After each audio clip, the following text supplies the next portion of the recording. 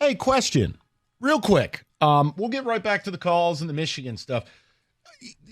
We'll at least mention the Jonathan Smith hire at Michigan State. Tomorrow there'll be a press conference at noon. We'll chop it up, see if he's got anything interesting to say. But here's how, Rico, you could take first crack. What's your initial reaction to it? And go from there. I have tons of thoughts. The initial reaction I have is at first I was like, okay, but then I was following them because you were a big Oregon State person. No, you were. You were big on Oregon State last year. You're like, hey, buddy, take some time tonight. Watch Oregon State. I was going to say their mascot name, but Beaver Ball. Watch Oregon State. And so I'm watching them. And so I look at this hire as, first of all, I was impressed because it kept quiet. Haller didn't let anybody know. He kept all the outside people on the outside. And while everybody else is firing their coaches, he actually had choices between him and Elko. He chose to go with Smith. He's already coached. He rebuilt Oregon State, which was one of the worst jobs ever. And he turned it into a school in a state where you're the second school. He's coming here to go to a school in a state where you're the second school.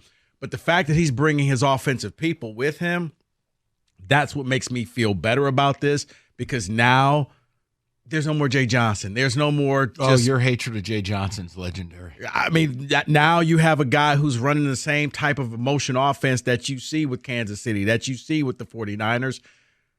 And we'll see what what happens here with Michigan State. Now, they still got to fill in the rest of the staff, but each day I'm liking this hire more and more.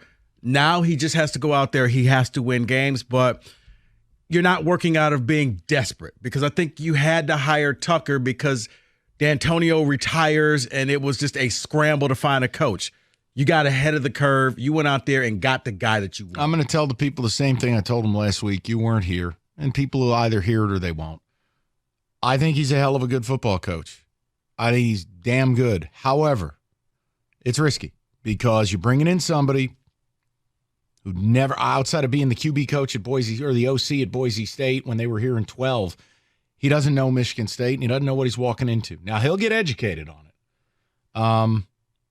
Staff, I'm with you, 1,000,000%. We had a bunch of grifters up there the last couple of years. It was Ocean's 11. I need to see more of what is built, but do I like how it was handled? Yes. For the grief I've given Alan Haller for caring about non-revenue sports, he ran a professional search because info was tight. And there were a lot of hitters at that school who were not in on this. Mike, it was. We'll leave it there. I was texting them last night like, I can't believe you pulled this off, that you kept things so quiet. Yeah. But look, I think you did a good job. It's a rebuild, and it's going to take time. What I'll say, if you want to know why I like it, the offense will translate. They want to hammer the rock. They want to pound the rock. Tons of motion, tons of play pass. Find the mismatch. Yeah, and I like that he develops backs and tight ends. Now, I need to see the recruiting prowess, the NIL plan behind it, etc. But see if any players are going to come with him from Oregon State, preferably a quarterback. Yeah, Aiden Childs. Yeah. I would just ask Spartan fans, here's the deal. Don't hate the guy because he's not Urban Meyer. That's not fair.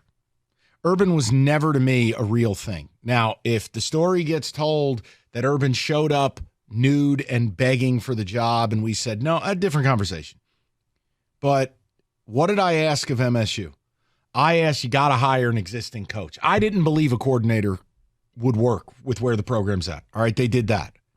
I wanted somebody, if it wasn't going to be Urban, I wanted somebody young. The dude's in his mid-40s. Here's the reality. And I'm not trying to build this into something, because it is. It's going to be boom or bust. I think it's a risky, but it's the appropriate hire. If the Pac-12 wasn't collapsing, he's not leaving. No. You were never getting him if the Pac-12 didn't collapse. Right place, right time. So better to be lucky and good. We'll give it a shot. And I'll add to this. I don't think you're getting him if USC had beat UCLA, because I think UCLA would have fired Chip Kelly. Yeah, and that's certainly a more natural fit, being that he was born in Pasadena, played in the West Coast. Look, he's got some work to do. I like that they've retained a couple of guys who, Courtney Hawkins, you could talk, I think you've nailed this I like his recruiting. I don't like the development I see. Yeah. But he knows the area. He's got a couple guys on his staff that do have familiarity with where state recruits. Right. It's going to take some time. It is. But, yeah, I actually think it was what am I supposed to do? Scream that they didn't hire Mike Elko? No. I don't have that level of conviction with Elko. I'm good with this. And he said on the Big Ten Network today in his interview that, he wants to get players from high school and let that be the core of his team. But I think that because he's coming in right now, a lot of the people that he's going to get, he'll keep the existing recruits, maybe try to steal some other ones, but you're going to see more portal guys this year. My biggest thing with him is this, and I'm just super clear about it. We're sitting here on a Monday. We're talking about Michigan winning their third straight Big Ten title. And whether it's Michigan, whether it's Ohio State, I don't use Penn State as that barometer because I think they're frauds. The point I'm making is can he get MSU back to competing for championships? I don't care about winning 7 or 8 games. I don't. That does nothing to me.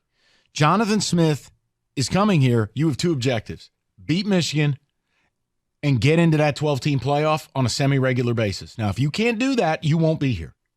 I don't alter my expectations. And I'm not being insulting. I love what he did at Oregon State. Mm-hmm. But this ain't Corvallis. No, you're correct. This is about you need to put things in that trophy case. Now, if people go, oh, come on, Sparty. Man, worry about your program. I'll worry about mine. I've told you, enjoy your run. This is how I view things. Don't tell me it can't be done. We just saw it done. And only until Sir Fun's-A-Lot came to town, it was done. It can be done. It's top 20 in revenue, top 20 in attendance, top 20. It is there. Right. And my thing is get to the playoffs. 12-team playoff. Bar is a little bit lower, but that's okay. Be relevant. Be in the top 15 every year. And when you play a ranked team, the combined score should not be 170 to 10. So, no, look, I think Alan Haller did a really nice job. It's the best they could do. If you don't like the Jonathan Smith hire, I'm not mad at you. You probably don't know who the guy is. Respect. You don't stay up till 1 in the morning watching Oregon State football. But what he did there is the equivalent of what Bill Snyder did at Kansas State, what Jim Caldwell did at Wake Forest. You know what? What Mark D'Antonio did for Michigan State. Oh, it's even worse. Rico, it's even worse. Really? Dude, go look. I'll tell you what. Look at Oregon State. Look at Kansas State. Look at Wake. These are programs that were, dude, I'm talking 1-11. Richie Pettibone stuff. Bad. Okay. Bad to the bone. Outside of Dennis Erickson's magical year when Jonathan Smith was the QB in 2000, Rico, you're talking about what's the worst program historically in the Big Ten? It'd be Northwestern. It's what Gary, not Patterson. Gary Barnett. No, the first. What Gary Barnett did for Northwestern. So can that translate? I don't have the answer.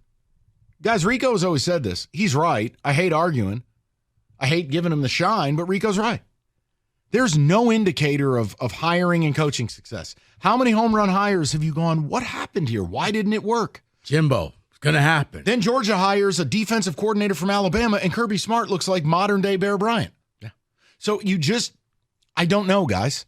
But do I know he's a good coach? Yeah, think about this. Tom Allen got fired. Why? Because he's a gum-chewing idiot. No, Kalen DeBoer left and went to Washington and said, I'm taking Michael Penix with me. I hate Tom Allen. I'm just saying. And then he couldn't replace him, and now he's fired. Another assistant got the job. But you think USC is happy over Lincoln Riley right now? No, you had a Heisman Trophy quarterback for 2 years, and we're still not sniffing the playoffs. That's fair. So, look, I don't want to put some grade on it. That's I'm not huge into that. You get the grade. Grades I are like like the fact draft MSU picks. hired a Power 5 coach from a team that's going back-to-back ranked seasons on a program he built with a play style that translates. But this is the deep water now. Can you do it here? Yeah. Because you know what you don't have out there? You could tell me there's Oregon and Washington. You have Michigan and Ohio State here, right here. Yeah. You better get ready to go to war. Michigan is not going to be easy. Michigan, Ohio State, and don't forget you also are competing with Notre Dame because they're in your area as well. I'll grade you in 3 years because then I'll know something. But start off, get me a quarterback. David, go. I'll be grading by week 3. First time this guy goes analytics and passes up a field goal to run a double reverse, I'm going to lose my mind. But that's just it. He's got some Dan Campbell in him. That he's gonna go for it on fourth downs. He's gonna do a lot of different things. So if you like what you're seeing with Campbell, and if you're liking the offense that you see that Kansas City and San Francisco runs, that's a taste of what he does. If you've never seen Oregon State play, that's fair. Okay, so there's your little cliff notes. We can do more on the Jonathan Smith stuff. But do we like it? Yeah. I'm quite surprised they got him. It's very hard to hire a Power 5 coach from a ranked team. You don't believe me? Go look. Look how often it happens. It doesn't. It's really hard to do. I think a lot of it was right place, right time. Yeah, no, there's no way he's leaving if the Pac-12 doesn't collapse. 248-539-9797.